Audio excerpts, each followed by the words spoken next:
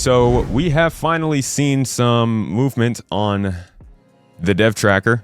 We've been following this just about every day since DefenseCon started to get an update on what's going on with the Ironclad, with the persistence issues with getting the stuff you paid money for.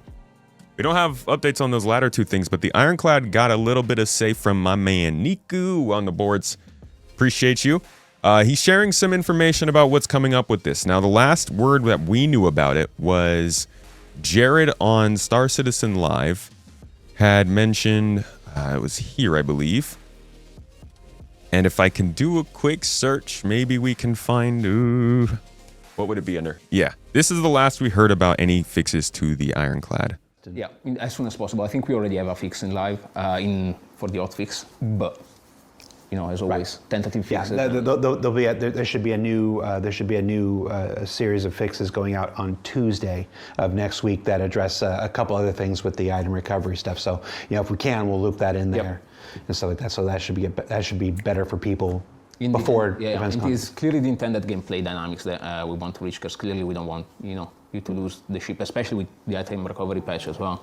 Talk to me about balance. So that's what they were saying about it at that point. Now, if we go and search for Star Citizen 4.8 hot fix, I think we could. There is a hot fix central thread that shows everything that they've done so far to kind of keep up with these updates. They had one on the 19th, I think, or 18th, and then another one on the 21st.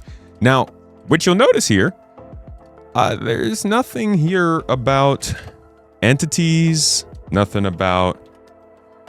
There is this about item recovery, which is the individual claim mode for anything you have on your account. They also said today's maintenance introduces a new hotfix along with a feature update for implementing individual claim modes for item recovery. So it wasn't necessarily to fix that entity stuff they were talking about. And it looks like the only Ironclad fix was for thruster audio. So in my mind, I don't think we ever got that, what they mentioned in that Star Citizen Live. But with this update from Niku, we can actually see what is planned now. So, Sir Tactical said any communications will do. Just say it will take time, or you won't do it for 2 years, at least we know.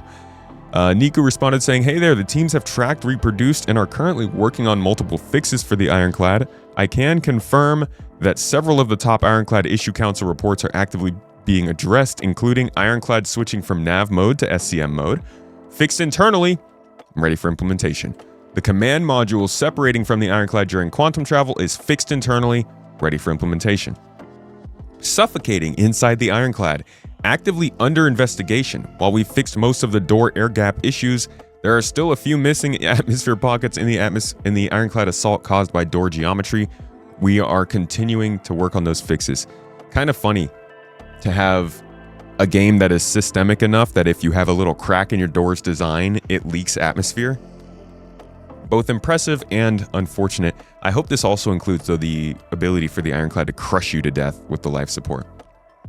He says, "We're also aware of other issues involving, for example, the Ironclad radar, persistent quantum sound loops, random explosions while docked, third-person camera focus being on the command module, lights that cannot be turned off, or trespassing warnings. We truly appreciate all your reports on the issue council. They help the team reproduce, investigate, and resolve these issues much faster. Thanks again for your patience while we continue working on improvements." You gotta give it up for whoever gave the green light for this ship to go out like this. Look at all the problems, man. Third-person camera's not working right, random explosions, persistent quantum sounds, which, let's be honest, is everywhere. Ironclad radar issues, nav mode constantly swapping out. The freaking ship disconnects itself when you're in quantum travel, and it crushes people to death when they're inside of it. Man. I feel like the thing that embodies most what everybody is feeling about this isn't anybody but Ben Curtis's reaction. And I'm sorry if this gets Ben Curtis in trouble because somebody highlights the fact that he's reacting on camera poorly, but it's pretty telling. Detached. No. It's actually a parasite. And No. Okay. Slap the direct command That module reaction means he thought about it. That reaction means it came up at some point. We had that conversation maybe about a different ship earlier today. How interested are you in public transport when anything about that ship? You see that? You see how that? This ship. It's got 1, 2, 3, 4, 5, 6 stops. Like, hard when you board this ship. It's clearly this is a pain point in the company. And they're answering for it, but I don't know if this is actually going to change the way that they do these ships. They need to put these in PTU. They can't drop them into live like this. It's not going well. Another question was on Spectrum Metal Siren IXI. Is that a numeral or is that an X in 2 bars? I can't tell. He said, I did the bed logging, and then when I returned, the fuel boom wouldn't deploy no matter what I did. I tried bed logging again, storing my ship, and it just didn't deploy. We'll have to claim for a new ship. I need to test it a few more times to see if bed logging was the culprit or if it was a coincidence. Niku responded saying, hi folks, as a temporary workaround. Oh, this is for the, sorry, this might be for the Starlight. As a temporary workaround, detached fuel pods stored and retrieved through freight elevators will retain their fuel correctly. Reattaching these pods to the Starfarer, this is for the Starfarer, also preserves the stored fuel as expected. The good news is the issue has already been resolved internally and is awaiting implementation in an upcoming build.